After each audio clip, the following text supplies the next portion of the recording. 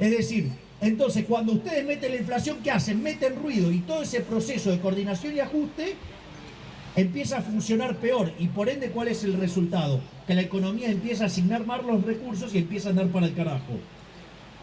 En términos fácticos, ¿cuánto cuesta eso? Cada vez que la inflación supera el 20%, perdemos 1,58 de crecimiento. Eso puesto en la historia argentina desde que tenemos Banco Central en 1935, implicaría que si lo corrigiéramos, tendríamos un PBI per cápita similar al de Estados Unidos. Que vengan ahora los hijos de remil puta que me dicen que es un delirio cerrar el Banco Central.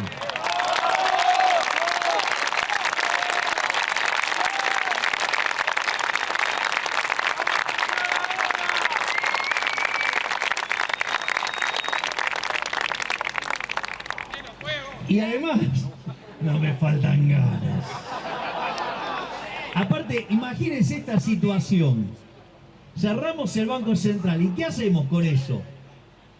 Lo hacemos implosionar, dejamos todas las ruinas de esa institución nefasta que lo único que hizo fue empobrecer a los argentinos. ¿Para qué? Para favorecer a los políticos chorros. Porque ¿quiénes son los que se benefician con la emisión monetaria? Los que reciben primero el dinero. ¿Y quién recibe primero el dinero para gastar? Los políticos, no se equivoquen. Nuestros enemigos son los políticos. Y aquellos que están en contra de cerrar el Banco Central son aquellos que están a favor de que los políticos lo roben. Por eso la discusión es moral. Por eso cuando hablamos de Banco Central la pregunta es: ¿alguien acá está a favor del robo? ¡No! ¿Alguien acá está a favor de la corrupción de los políticos? ¡No! ¿Alguien está de acuerdo que los políticos hijos de puta nos roben 5 puntos del PBI con el impuesto inflacionario? ¡No! Escuchen, políticos de mierda, no queremos que nos roben con el impuesto inflacionario. ¡No!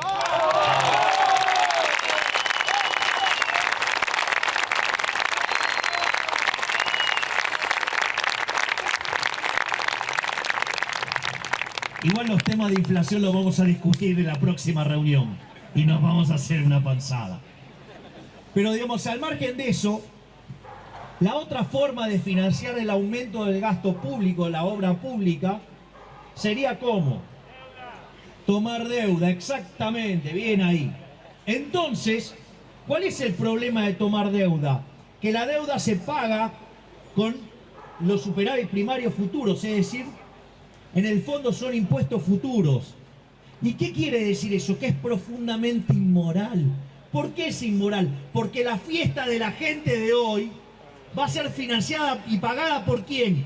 Por nuestros hijos, por gente que quizás todavía no nació, por gente que todavía no votó. Es fuertemente inmoral. Es decir, la deuda sobre todas las cosas es inmoral. ¿Por qué? Porque la paga gente que no vota y ni siquiera nació. Por lo tanto, es una estafa sobre las generaciones futuras. Por lo tanto, la deuda tampoco es una solución.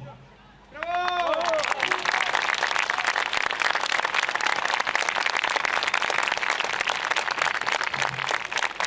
Y para cerrar esta sección vinculada a la obra pública, después aparecen cosas muy interesantes respecto a la obra pública. Porque supongamos que tenemos una comunidad aquí y otra de este lado del río. Y obviamente descubrimos que del otro lado del río hay gente que produce cosas mejor relativamente que lo que producimos nosotros. Y a ellos, digamos, obviamente pasa exactamente lo mismo. Y descubrimos que si comercializamos, potenciamos la división del trabajo porque aumentamos el tamaño de mercado y eso generaría un aumento de la productividad donde todos estuviéramos mucho mejor. En ese sentido, ¿qué hacemos? Nos ponemos de acuerdo entre todos y hacemos ¿qué cosa? Hacemos una colecta ¿para qué? Para generar un puente. Es interesante, ¿por qué? Porque ese puente nos va a permitir comercializar más y nos va a permitir mejorar el nivel de vida. Ahora, se terminó el puente y se terminó, digamos, esos fondos. ¿Qué pasa cuando ustedes, eso lo hace el Estado? El Estado crea el Ministerio del Puente. O sea, imagínense si se lo da la Sombrilla. Se vuelve un ministerio, es el Ministerio del Puente. ¿Y qué haría Sombrilla? Sombrilla le resulta muy atractiva la obra pública. Entonces, en función de eso, empiezan a buscar dónde hacer puentes. Y llenan de puentes todos los lados. Y les siguen cobrando impuestos. Digamos, debe haber algo en la obra pública que les gusta tanto a los políticos, la obra pública. Y no les gusta el sistema de iniciativa privada a la chilena. Pero al margen de eso, miren qué interesante esto. Porque sucede que llega un momento que no tengo más donde hacer puentes. Exactamente. Crean el Ministerio del Lago para hacer lagos para que puedan hacer puentes. ¿Y eso qué se traduce? En mayor gasto público, en mayor choreo. Exactamente, en mayor choreo de los políticos en contra de los honestos. Por lo tanto, nada de lo que pueda venir del sector público puede ser bueno. El otro tema que quiero tratar, ¿sí?, es el tema de lo que es el odio a la máquina. Es decir, lo que se llama también la falacia ludita. La historia cuenta que Lud, que era un productor, ¿sí?, que tenía un telar, llega la situación de que aparece el telar mecánico. ¿Y qué pasa? Todos los que, digamos, o sea, lo hacían a mano van a la quiebra. Entonces dicen que fueron y rompieron, digamos, la máquina. ¿Y esto por qué se llama la falacia ludita? Porque en general, ustedes qué van a ver, digamos, por ejemplo, que el surderío, ¿sí?, odia la tecnología. ¿Por qué odia la tecnología? Básicamente porque no pueden aplicar su inmunda teoría del valor trabajo. ¿Sí? Porque, ¿qué es lo que sucede? Ellos no pueden, como ellos consideran que el valor de las cosas tiene que ver con la cantidad de trabajo que incorporan, y como la tecnología lo que hace es ahorrar trabajo, por lo tanto, exactamente, se le cae la teoría del valor y no la pueden aplicar. De hecho, fíjense qué interesante, ¿no?, lo de la teoría de la explotación, porque si fuera verdad, digamos, la teoría de la explotación, los empresarios no invertirían en tecnología. ¿Por qué no invertirían? Porque básicamente, como estarían ahorrando trabajo, explotarían menos. Y por ende no tiene sentido. Ahora, si ustedes miran los últimos 250 años, ¿qué es lo que caracteriza al mundo? El progreso tecnológico y el aumento de la productividad. Por lo tanto, digamos, por eso son tecnofóbicos. ¿Por qué? Porque demuestra que la teoría con la que ellos trabajan es una mierda que no sirve para nada.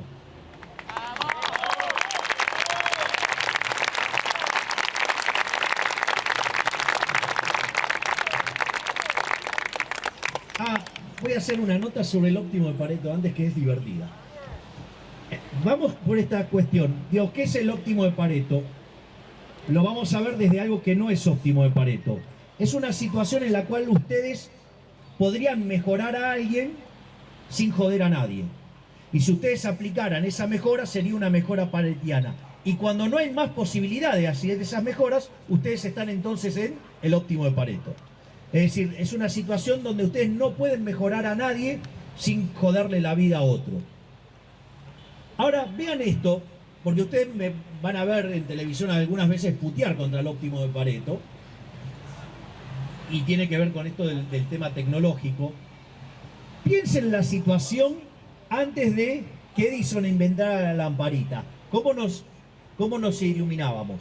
Con velas. Ahora yo les hago una pregunta. El día que apareció Edison con la lamparita, ¿cómo creen que estaban los productores de vela? A las puteadas, lo querían cagar a trompada a Edison, les cagó la fiesta, por decirlo de alguna manera. Bueno, es decir, entonces, ¿qué es lo que pasa?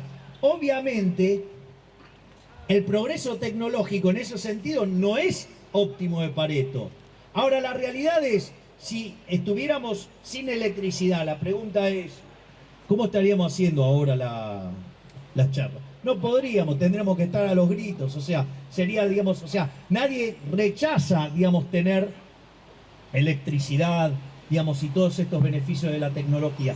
¿Esto qué quiere decir? Que entonces, esa forma de argumentar y de plantear la eficiencia, en el fondo, en términos dinámicos, es una pelotudez del tamaño de una casa. Pero sucede que hay un conjunto de economistas pelotudos que en nombre del óptimo de Pareto utilizan eso ¿para qué? Dicen, no, hay que salvar a los productores de vela. ¿Y cómo quiere hacerlo? Metiéndole la mano en el bolsillo ¿a quién? A los que hicieron el progreso tecnológico. Y al castigarle del proceso de acumulación, digamos, la economía crece menos. O sea, son grandes, digamos, grandes máquinas de generar pobreza esos economistas.